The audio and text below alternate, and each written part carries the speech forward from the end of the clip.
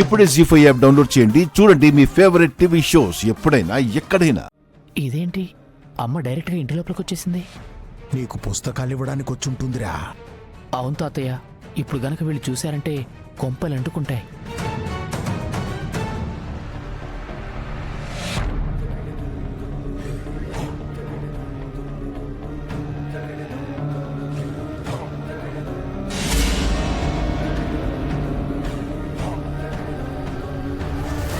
అమ్మా పద.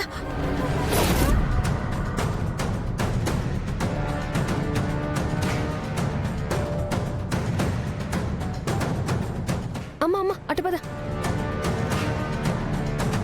అమ్మయ్యా,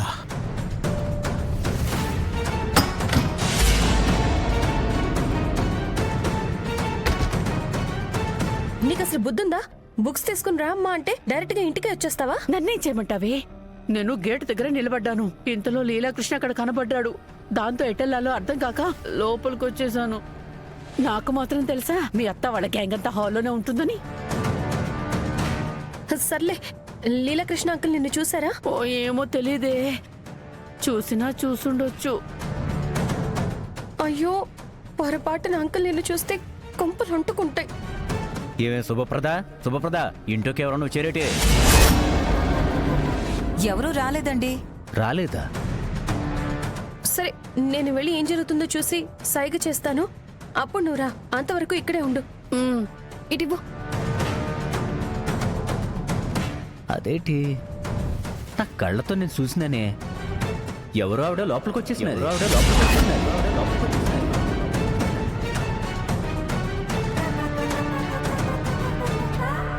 లోపలికొచ్చిందా? ఆ హైటు పర్సనాలిటీ చూస్తుంటే అచ్చం సత్యవతిలాగే ఉంది.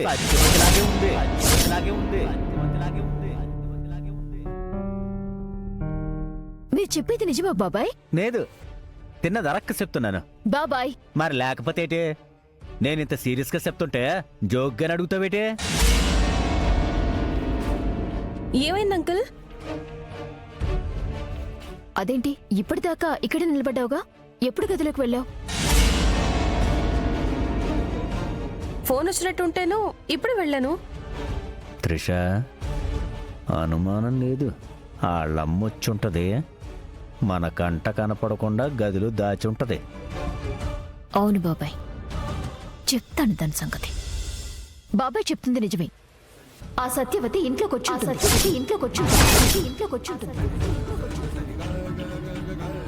ఒకసారి అందరం వెళ్ళి వెతికామంటే ఖచ్చితంగా దొరుకుతుంది.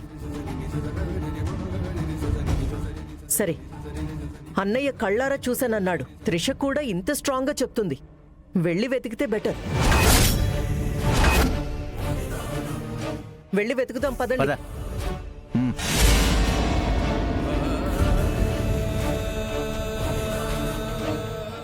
జీ5 యాప్ డౌన్లోడ్ చేసి అన్ని ఎపిసోడ్స్ పూర్తి ఉచితంగా చూడండి.